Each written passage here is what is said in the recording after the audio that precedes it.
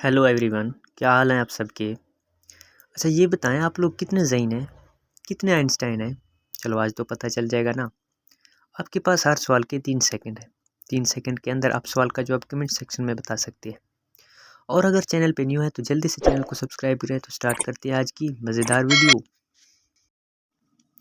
अच्छा वो क्या है जो सारा दिन सूरज की तरफ तकती रहती है लेकिन उसकी आंखें अंधी नहीं होती। जवाब है सूरजमुखी का फूल। अच्छा कौन सी ऐसी शय है जिसे हम दिन में बार बार उठाते हैं और रखते भी हैं। जवाब है कदम। अच्छा ये बताइए वो कौन सी ऐसी शय है जिसे पीने से और प्यास लगती है। जवाब है सिगरेट।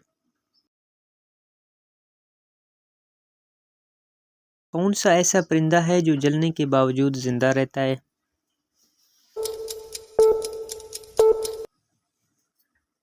जवाब है जुगनू। अच्छा किस चीज़ में कोई भी आसानी से फिसल सकता है लेकिन इसे निकलना आसान नहीं होता।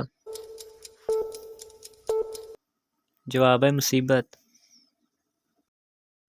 अगर हमारी वीडियो आपको अच्छी लगी तो चैनल को लाजमी सब्सक्राइब करें। इंशाल्लाह मिलते हैं नए वीडियो के साथ, तब तक के लिए अल्लाह हाफिज़।